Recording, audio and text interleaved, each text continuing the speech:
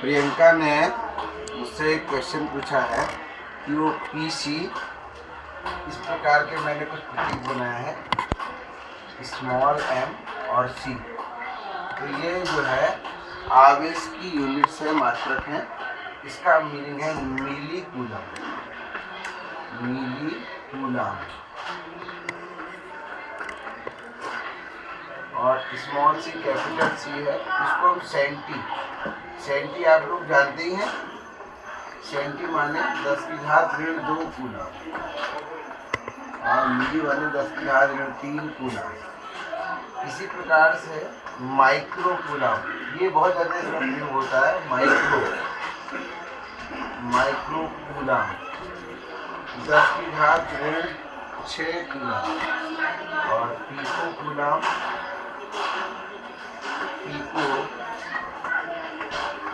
ये 10⁻12 कूलम।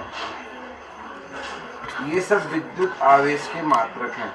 वैसे ऐसा ही मात्रक, मैं जैसा कि तुम्हें पहले ही बता चुका हूँ, ऐसा ही मात्रक जो है वो कूलम है। बट 1 कूलम एक बहुत बड़ा चार्ज माना जाता है। तो ज़्यादातर आवेश जो दिखाया जाएगा आपको वो छोटे छोटे यूनिट्स में, यानी कि माइक्रो, पीको, इस प्रकार से दिखाया जाएगा। तो यहाँ तक के आपके नोट्स तैयार हैं।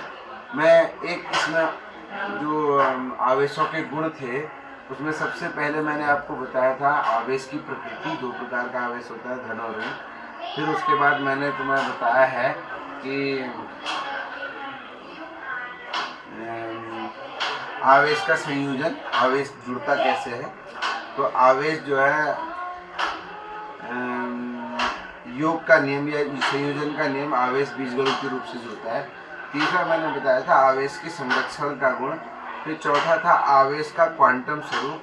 एक गुण और भी आप कह सकते हैं कि जो विपरीत प्रकार के आवेश हैं वो एक दूसरे को आकर्षित करते हैं और इन्हें हम कहते हैं विजातीय आवेश। और एक जैसी जाति यानी कि सजातीय आवेश या लाइक चार्जेज इंग्लिश में इसको कहा जाता है, तो वो एक दूसरे को प्रतिकर्षित करते हैं। एक गुण आप यहाँ पर और जोड़ दीजिए। तो आवेश के बारे में हमने, आवेश होता क्या है, आवेश के क्या क्या गुण हैं, ये हमने देख ही लिए हैं।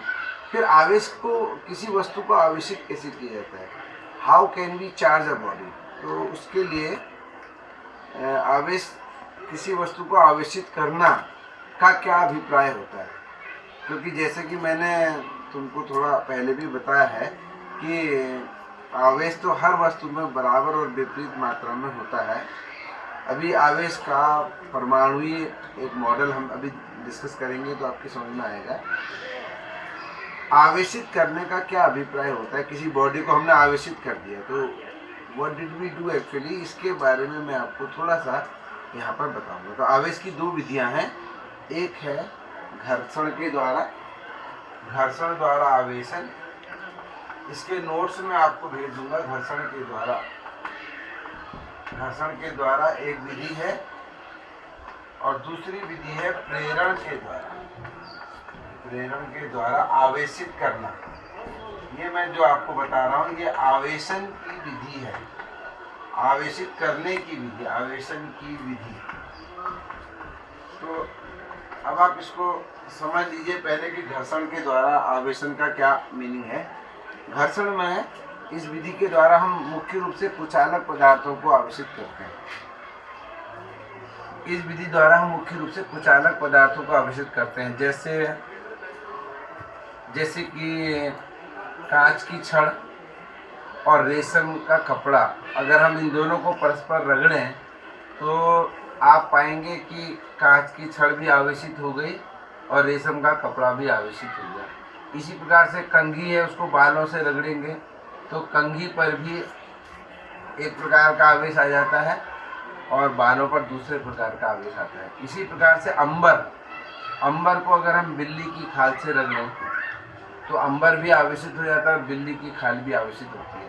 तो बेसिकली ये रगड़ने से होता क्या, मैं अब आपको बताता हूँ कि जब हम कांच की छड़ को रेशम से रगड़ते हैं तो कांच के पास और रेशम के पास, कांच और रेशम दोनों के पास धन आवेश और ऋण आवेश बराबर मात्रा में है। तो ना तो कांच के पास कुल आवेश है, तो कुल आवेश शून्य, धन और ऋण, और इसी प्रकार से ना ही रेशम के पास कुल आवेश है। लेकिन जब हम कांच और रेशम को रगड़ते हैं तो कांच की जो छड़ है उससे रेशम ऋण आवेश छीन लेता है। देखिए ये कांच की छड़ मैंने दिखाई है, इस पर भी कोई आवेश नहीं है, रेशम का कपड़ा है, इस पर भी कोई आवेश नहीं है। लेकिन जब हमने इनको रगड़ा तो कांच की छड़ से रेशम ने ऋण आवेश छीन लिया। ये ऋण आवेश जो है इसको चला गया, क्योंकि इसके पास अभी तक कुल आवेश शून्य था, इसका ऋण आवेश चला गया, तो इसके पास अब धन आवेश की अधिकता हो जाएगी, तो ये तो हो जाएगा धन आवेशित। तो कांच की छड़ धन आवेशित हो जाएगी, और ऋण आवेश क्योंकि रेशम के पास एक्स्ट्रा आ गया, इसके पास पहले इसका आवेश बैलेंस था, तो अब इस पर ठीक उतना ही ऋण आवेश आ जाएगा। तो रगड़ने से बेसिकली क्या होता है कि जब हम दो वस्तुओं को रगड़ते हैं तो आवेश इधर से उधर चले जाता है, और इसमें जो जाता है वो मुख्य रूप से ऋण आवेश ही है। अगर ऋण आवेश किसी वस्तु से दूसरी वस्तु में चला गया तो वो ऋण आवेशित हो जाएगी, और जिसने ऋण आवेश को छोड़ा है वो ठीक उतनी ही धनावेशित हो जाएगी। ये जो है आवेशों की घर्षण विधि है, आवेशन की घर्षण विधि। तो इसमें थोड़ा सा इसको और समझने के लिए हमें आवेश के परमाणुवीय मॉडल पर विचार करना पड़ेगा। आवेश का एक परमाणुवीय मॉडल है। आवेश का परमाणुवीय मॉडल क्या है? क्योंकि आप जानते हैं समस्त ब्रह्मांड में जितने भी पदार्थ हैं सब अणु और परमाणुओं से मिलके बने हैं। अगर हम सूक्ष्मतम इकाई में चले जाएं तो परमाणु को अभी तक द्रव्य की सूक्ष्मतम ऐसी इकाई माना जाता है जो स्वतंत्र रूप से रह सकती है। तो इस परमाणु के बारे में आज हम थोड़ा सा विचार करते हैं।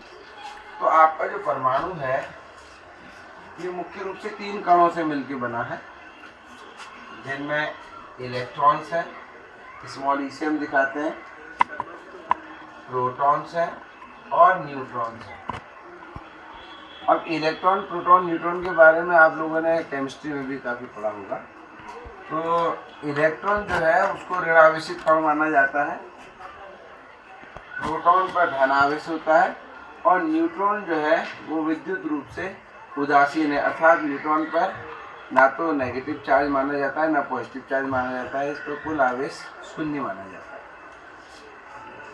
तो यह भी एक आश्चर्यजनक तथ्य है कि परमाणु भी उदासीन है, क्योंकि परमाणु भी उदासीन है, न्यूट्रॉन भी उदासीन है, लेकिन इलेक्ट्रॉन और प्रोटॉन जो हैं वो आवेशित कण है। इलेक्ट्रॉन ऋणावेशित कण है और प्रोटॉन धनावेशित कण है।